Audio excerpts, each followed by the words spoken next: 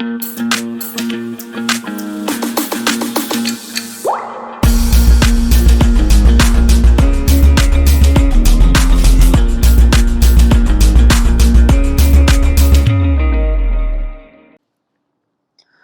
Everyone, welcome back to the layman way, जहाँ पे हम फेबररी के करंट अफेयर्स को डिस्कस कर रहे हैं। और ये लास्ट लेक्चर होगा फेबररी के करंट अफेयर्स का। बहुत ही छोटा लेक्चर होगा, 6-7 स्लाइड्स मात्र बची हैं इसकी, है ना। उसके बाद फेबररी के करंट अफेयर्स डिस्कस करने के बाद हम फिर स्टार्ट करेंगे पूरा ईयरली रिवीजन, है ना, करंट अफेयर्स का। जो हमारी CR12 की सीरीज़ थी लास्ट टाइम, उसको हम कंटिन्यू करेंगे और उसमें फिर हम पिछले 1 साल के रिवाइज़ करेंगे पूरे कंसेप्ट, है ना। चलो, और if you are new to the channel, do not forget to like, share and subscribe to our channel and also recommend these videos to your friends as well.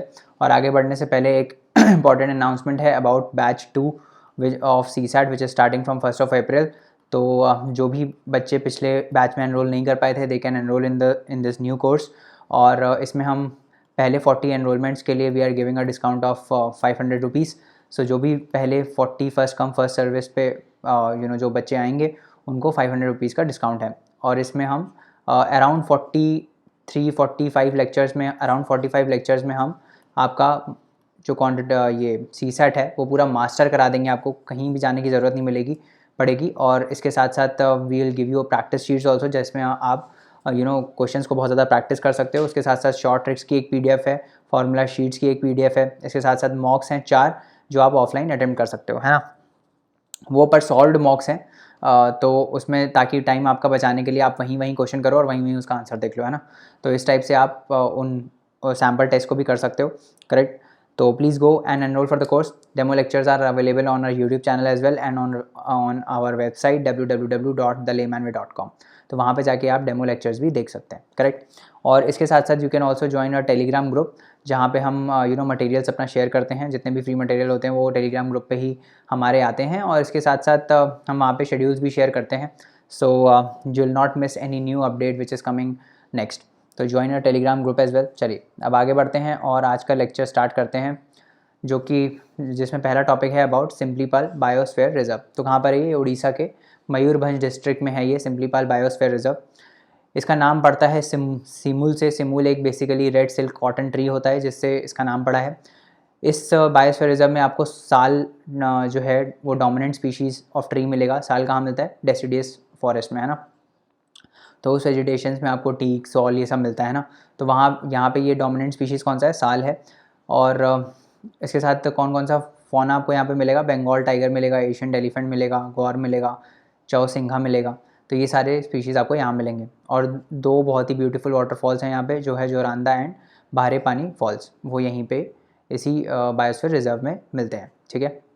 इसके बाद पाक को बायोस्फीयर रिजर्व डिक्लेयर किया गया था by government of India in 1994। उसके बाद UNESCO world network of biosphere reserves में भी ये इंक्लूडेड है, जो कि 2009 में इसको इंक्लूड किया गया था, करेक्ट।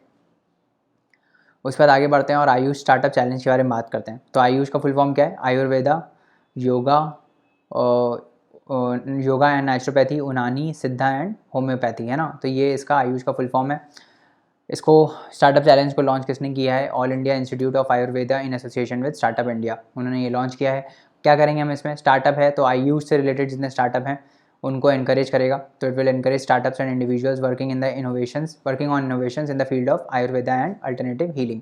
तो इस फील्ड में जो काम कर रहे हैं उन स्टार्टअप्स को एनकरेज करने के लिए ये चैलेंज है। इसमें कैश प्राइज़ दिया जाएगा। जो फर्स्ट आएगा उसको 1 लाख रुपये का मिलेगा। कहाँ गया? हाँ, 1 लाख रुपये का कैश प्राइज़ मिलेगा। और जो रनर अप होगा उसको 50,000 का कैश प्राइज़ मिलेगा। इसके साथ साथ इनको इंक्यूबेशन सपोर्ट भी मिलेगा। What is incubation?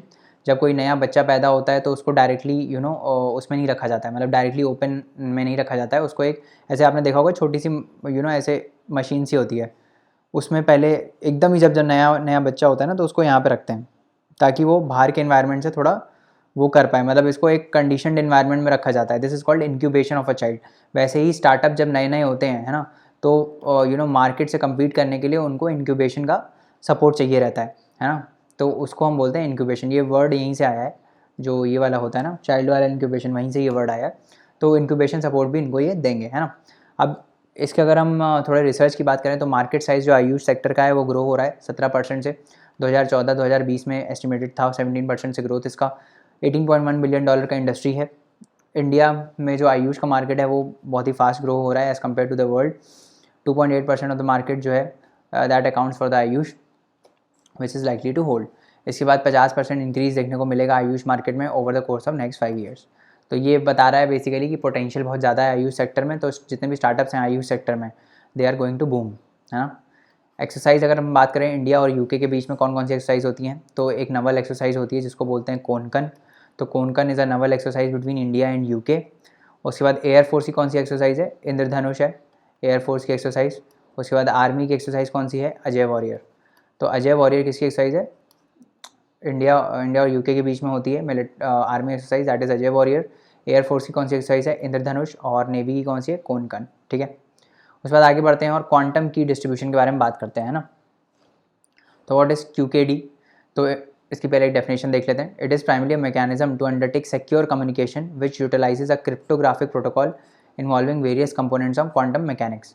तो देखो ये था थोड़ा डाइसी टॉपिक होता है, क्वांटम मैकेनिक्स जनरली समझ में नहीं आता है। क्वांटम स्टेट्स क्या होते हैं बेसिकली कि जनरली जो कंप्यूटर सिस्टम जिस पे बने होते हैं ना, तो वो 0 और 1 बाइनरी सिस्टम्स पे बने रहते हैं। तो जो कोड पास होता है कंप्यूटर्स में वो 0 1 0 1 के फॉर्म में होता है, और ये एक टाइम पे एक ही हो सकता है। एक टाइम पे या तो 0 हो सकता है, एक टाइम पे या तो 1 सिग्नल हो सकता है। 0 मतलब फॉल्स, मतलब ऐसे मान लो 0 मतलब फॉल्स, 1 मतलब ट्रू, इस टाइप से, है ना। कोडिंग में ऐसे मतलब होता है। तो जब भी कोई डेटा ट्रांसमिट होता है वो इन्हीं 0 1 के फॉर्म में ट्रांसमिट होता है, और 1 एट अ टाइम ट्रांसमिट होता है। या तो एक पर्टिकुलर स्टेट पे 0 एग्जिस्ट करेगा या फिर एक पर्टिकुलर स्टेट पे 1 एग्जिस्ट करेगा। बट क्वांटम में क्या होता है, क्वांटम स्टेट्स ऑफ फिजिक्स में क्या होता है, ये 0 और 1 साइमल्टेनियसली एग्जिस्ट कर सकते हैं एक ही पॉइंट ऑफ टाइम पे। कुछ पार्ट 0 हो सकता है, कुछ पार्ट 1 हो सकता है।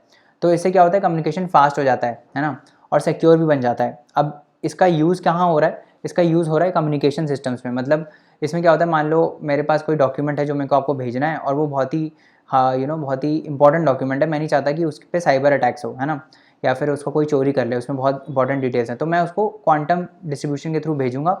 उसमें क्या होगा कि मैं ऑप्टिकल फाइबर के थ्रू एक कोड भेजूंगा, क्वांटम की भेजूंगा, जैसे लिखा है ना क्वांटम की। तो उस की से ही वो PDF खुल पाएगा या वो डॉक्यूमेंट खुल पाएगा। और वो की जो होगा, अगर उसको कोई हैक करने की कोशिश करता है तो मेरे को पता चल जाएगा कि वो की को हैक कर रहा है, तो मैं फिर दूसरी की भेज दूंगा। तो इतनी तेज़ी से दूसरी की भी चली जाती है। तो ये रिलायबल है, सिक्योर कम्युनिकेशन है ना। Technology enables two communicating sites to come up with random secret keys. एक तो रैंडम होता है तो इसीलिए हैकिंग का चांस कम हो जाता है।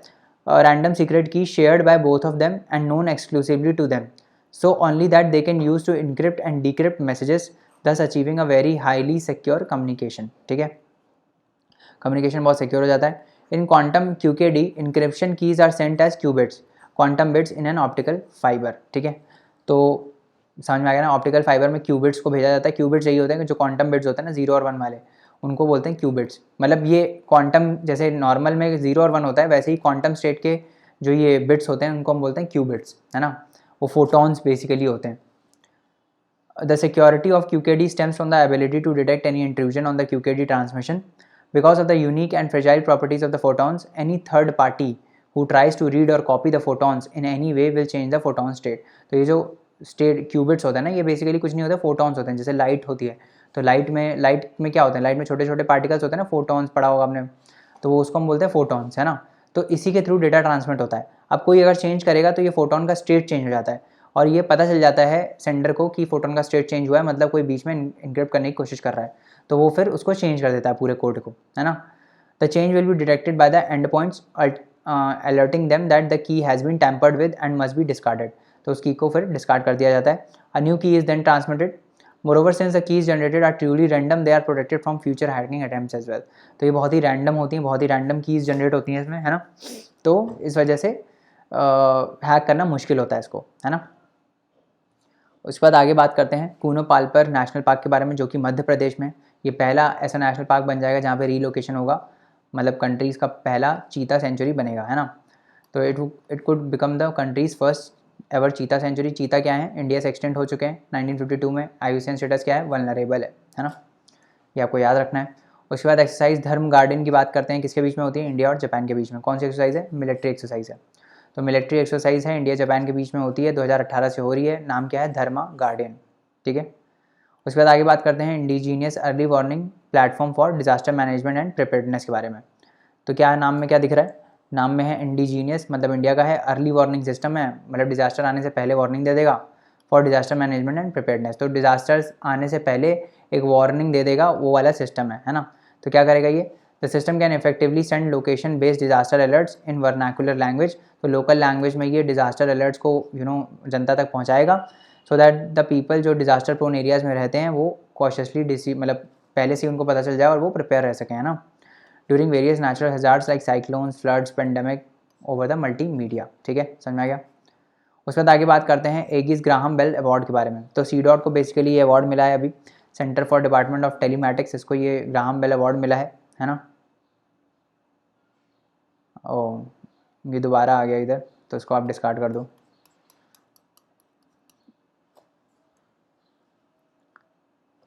ये एक्चुअली वो हो गया है, आगे पीछे हो गया ये, कोई बात नहीं। सी डॉट के बारे में बात करते हैं, है ना। तो सी डॉट संवाद क्या है, ये एक यूनिफाइड प्लेटफॉर्म है for secure messaging and calling solution. तो मैसेज और कॉल करने के लिए ये एक यूनिफाइड प्लेटफॉर्म है। इसमें secure messaging, voice, video calls, video conferencing आपको जैसी सुविधाएं आपको मिलती हैं सी डॉट के संवाद के अंदर। ऐसे ही एक और है क्वारंटाइन अलर्ट सिस्टम, ये भी सी डॉट का ही है। क्वारंटाइन अलर्ट सिस्टम क्या होता है, इसमें बेसिकली जैसे मान लो किसी को कोविड हुआ, है ना। तो किसी को कोविड हुआ तो लेट्स से कि उसको बोला गया कि भाई आप क्वारंटीन में रहो, है ना, नहीं तो आप फैला दोगे दूसरों को, है ना। बट वो मानता नहीं है, वो यार चला जाता है बाहर। तो ये अलर्ट कर देगा अथॉरिटीज़ को कि ये बाहर गया है अपने क्वारंटीन से। कैसे अलर्ट करेगा, इसका जो मोबाइल है ना, उसमें एक जीपीएस रेंज सेट हो जाएगा, एक रेंज सेट हो जाएगा कि इसके अगर मोबाइल वो बाहर जाता है ना, तो फिर क्या होगा, तो फिर क्वारंटीन मतलब उसने मतलब क्वारंटीन से वो चला गया है ना, तो ऐसे वो सिग्नल दे देगा। बट इसमें प्रॉब्लम ये है भाई, कोई मोबाइल घर पे छोड़ के चला जाए तो कैसे करोगे आप, चिप थोड़ी लगाओगे उसमें इंसान के अंदर, है ना। तो करने के तो बहुत तरीके हैं, बट एक प्रयास है ये। It is a comprehensive solution for effective monitoring of COVID quarantined person and detection of quarantine breaches based on geofencing and caters to both smartphone and feature phone users, ठीक है। तो geo fencing होगी, geo fencing इसी को ही बोलते हैं कि मतलब आप एक पर्टिकुलर एरिया से आगे निकले तो अथॉरिटीज़ को अलर्ट हो जाएगा, है ना। Center for development C dot के बारे में बात करते हैं, तो ये एक ऑटोनॉमस टेलीकॉम R&D सेंटर है under department of telecommunications, government of India. Registered society है under societies registration act 1860। Public funded research institute है with department of science and industrial research, government of India, ठीक है, समझ में आ गया। तो ये हो गए हमारे फरवरी के करंट अफेयर्स ख़त्म, है ना। अब हम एक्सटेंसिवली जो है वो एक एक सब्जेक्ट वाइज उठा के जो पिछले एक साल के करंट अफेयर्स हैं उनको हम डिस्कस करेंगे, है ना। और उसको भी आपके प्रीलिम्स से पहले हम वो ख़त्म कर देंगे। पिछली बार भी वो सीरीज़ आई थी, तो दैट वाज रियली बेनिफिशियल। उसमें हम एक्सटेंसिव डिस्कशन करते हैं जो जो इंपॉर्टेंट पॉइंट्स होते हैं उसके। तो कोशिश करेंगे जल्दी से स्टार्ट करके और जल्दी से ख़त्म करेंगे उसको भी, है ना।